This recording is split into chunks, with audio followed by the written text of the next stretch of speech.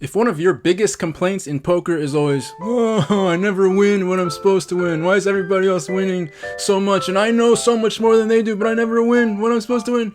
It's you, okay? It's not just variance. It's not that they're lucky and you're not. You are doing things wrong because you don't understand how the money actually gets made. So people pay me lots and lots of money to solve this. I'm going to show you exactly what I tell them right here in this video. Let's do it now.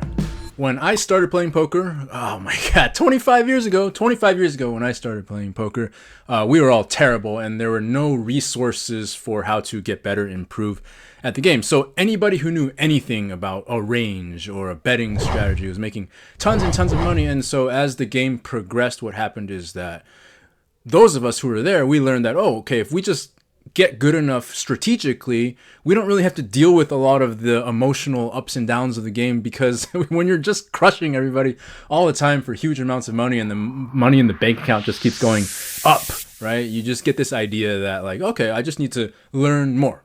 One of the worst things that came out of that era of technological advancement of playing poker is this idea of like, okay, I'm winning this much money. Oh, I want to make this much money. Oh, guess what? I should just play this many hours. I don't know where the hours go. I'm putting right here. This many hours, right? Times this much money I'm making equals I get this much money. It's so simple, right? Except it's not, because what happens is that the how much I'm making is variable. It depends completely on how you feel. And if you don't feel good, that number goes down and down and down. It can even become negative. And I'm not the best math guy out there, but I do know that if you multiply something by a negative number, that's not going to add money to your bank account. I do know that if you multiply something by 0, it usually ends up being 0. And so if you can't get yourself feeling at your highest levels, this number of how much you actually make starts going to 0. And then the more you play, the worse you feel. The worse you feel, the more that number goes down. The more that number goes down, the less you want to play, right? So now this number of how much I play starts to go down. You burn out. That goes to 0 too.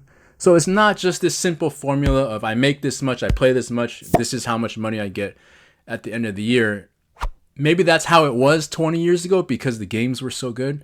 It ain't like that anymore. Annie up. So beyond that, we've got hustle culture, right? So now we got a bunch of like cool bros who are just like, okay, you gotta go hard. You gotta study this many hours, and then you gotta play this many hours, and then we gotta optimize, right? We gotta optimize your diet. We gotta optimize your routine. You're gonna wake up at this hour, and then you're gonna journal and meditate, and you're gonna do all of these things, right? And what happens is that these routines, these habits are not coming from a place of you genuinely being excited to do them. As a result, you're just using willpower and discipline. And guess what? There's a reason why New Year's resolutions fail by the middle of January for like 99% of people out there. It's because they're not actually inspired. They're just coming up with these ideas of like, okay, I'm going to do this and this because I got to come up with something to do. So your whole optimization and new routines and new habits that you're doing from willpower, they are contributing to the problem because it kills your passion for the whole ride you're going on with poker, right? When you started playing poker, it was, I just can't wait to get up, attack the game. I love the game. I want to learn. If I win, that's amazing. If I lose, it hurts, but it just makes me want to win more and study more, right? So you've got to get back to that. And all the other stuff around hustle and grind and do this and do that, they are no substitute for you actually reconnecting to your love for the game. And willpower always runs out. And when it does, guess what? Those numbers, how much you make, how much you play, they go back down to 0. So anything that you have to force yourself to do,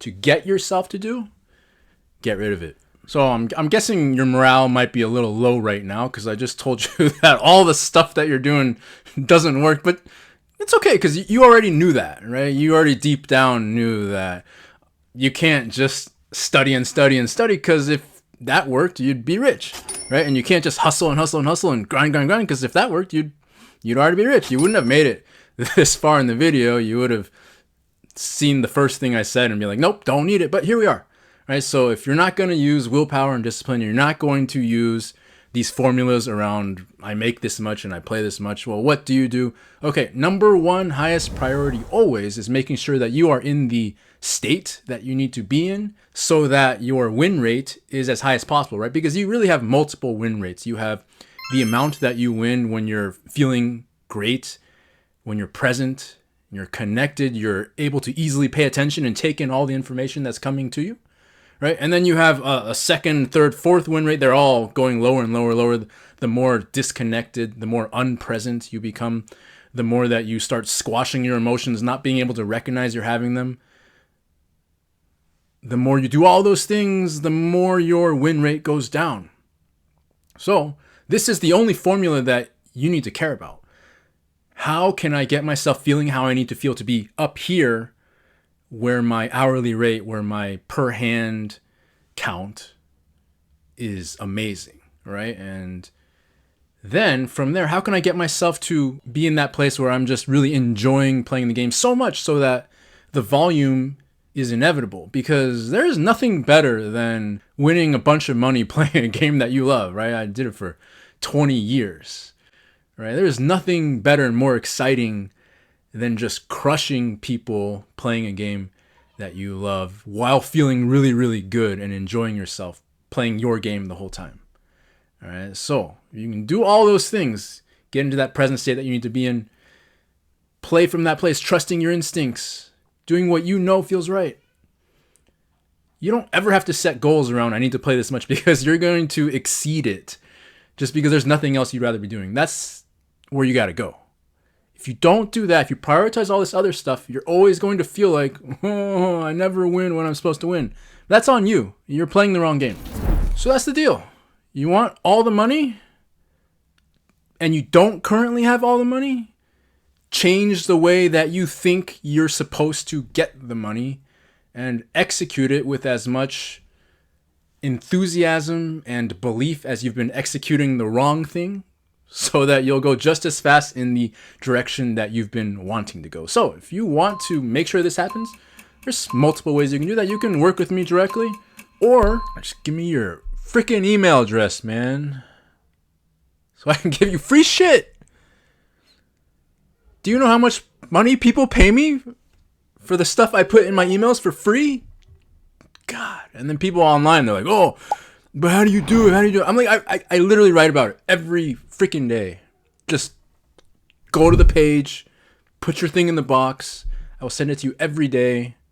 You'll be very, very happy. Just stop being dumb. Just do it. You ever wonder how these guys just talk for like 3 hours on a podcast by themselves?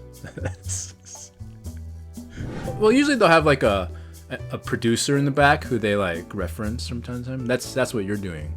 You're the producer who, I mean, nobody's ever gonna know if there's anybody back there, but either I'm just crazy or I'm actually having interactions with somebody that helps to create more content. Turning into Doug Polk. Soon I'm gonna have my hair spiked up like him, and I'm gonna be challenging people to play Heads Up Triple Draw for like $200,000 who disagree with me.